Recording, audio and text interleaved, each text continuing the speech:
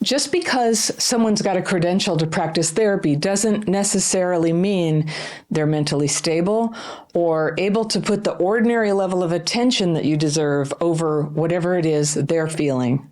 Now, if that also sounds like the parent whose behavior traumatized you in the first place, you might find yourself in a weird, enmeshed, and toxic relationship with the person you're paying to help you, but you're paralyzed and disoriented about what to do.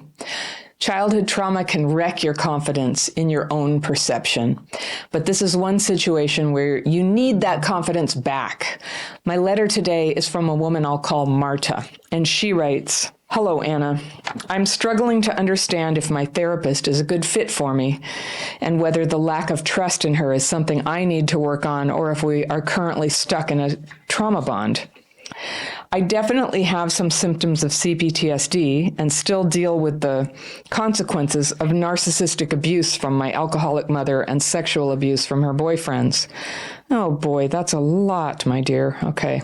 I've got my fairy pencil. I'm going to circle things I want to come back to on a second reading, but let's just see what Marta's telling us. "I found myself dating invalidating women later in life, which made me realize that I need help if I don't want to constantly end up in re-traumatizing relationships. Besides working on myself, I finally secured a therapy spot, which was very hard to get." I see, don't want to lose it. "Right off the bat, I felt like I clicked with my therapist. In retrospect, I think that might have been a sense of familiarity. We had great conversations, and I told her a lot about my trauma because I believe I was dissociating and my feelings around these events were numbed. She also told me a lot about herself and her life. At some point, she even shared that someone from her family had recently died, and I showed her the most support I could give, although the thought that we should keep some distance had already crossed my mind several times. Yeah. We also joked around a lot, and I felt like she enjoyed the attention I gave her. She sometimes behaved childlike with me, which worked because I found her to be cute and charming. However, when we got too carried away, she would abruptly switch back to her therapeutic mode without communicating, which confused me.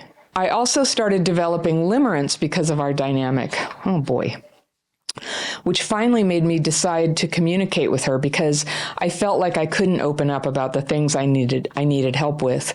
In one of our therapy sessions, although I was extremely anxious, I explained to her that I perceive a push-pull dynamic when she jumps from joking and playing around to therapeutic stuff without communicating where boundaries lie. I felt like she became angry and defensive, saying that it's my responsibility to communicate my insecurities with her as they arise, and that she's not allowed to tell me about her internal struggles anyway, as it goes against patient-therapist relationships. Goodness. I felt terrified at this moment and felt like I was being manipulated. So I told her I needed to think about it and we could talk again in our next session, which she didn't accept. She explained to me that she reacted that way because she was hurt, and she felt so comfortable with me, and apparently I didn't feel the same. I told her that I wasn't trying to blame her and that I felt comfortable with her. That's exactly why I'm trying to work on our relationship. Work on your relationship. I even asked her how I could bring up something without upsetting her, and she told me I had to use I sentences next time. Since then, it's been very hard for me to trust her. There have been several occasions where she got angry with me for saying no to her, for example. Oh, boundaries she doesn't like. Okay. When I declined one of the tools she wanted to try out with me, she became passive-aggressive, although accepting the no, but leaving me feeling guilty about it. I can clearly see now that she has narcissistic tendencies, like being defensive, not taking responsibility, and having control issues. She's trying to do better. For example, she's gradually letting go of her control tendencies. And accepting any boundaries. Oh, what a good, it's like okay. However, I'm not sure this relationship is good for me, as it triggers me almost after every session. I think she's aware of these issues and is trying to work on them, but the lack of communication and her never taking responsibility or just apologizing to me make me distrust her. As I'm currently trying to work through my childhood sexual trauma, Oh dear.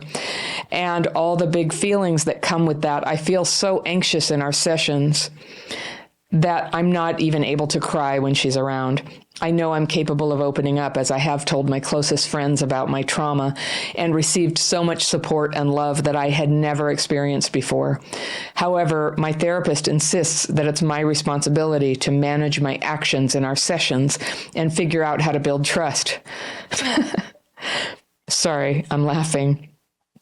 Not at you. I feel like I'm being inadequate. And to be honest, I don't know how to break up with my therapist. Pardon the play on words, because I really need support right now and cannot always rely on my friends for helping with my trauma.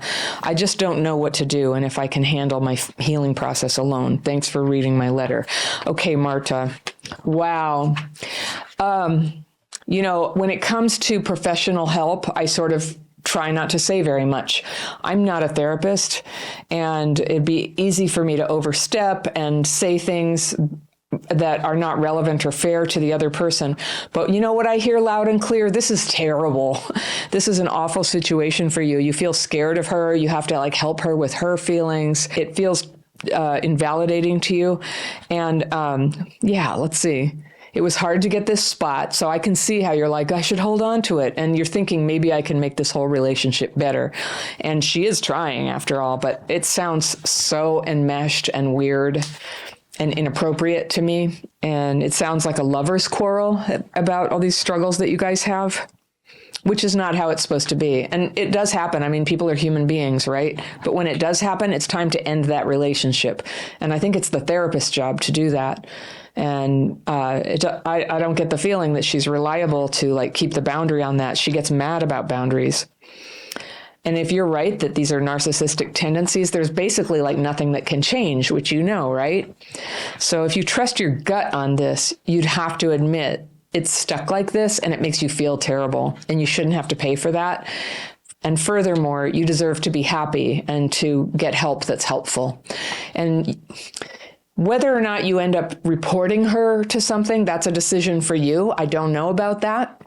If you did want to do that, I'd be behind you all the way.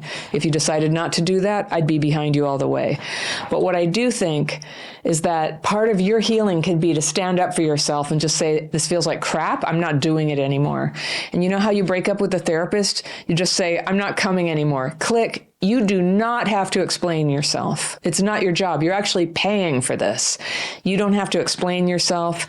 You're not a threat to yourself from anything you're telling me. You're going to be fine. And you just have to start again. That's all. I totally get you're worried about not having support, but is it supporting you? Is this supportive?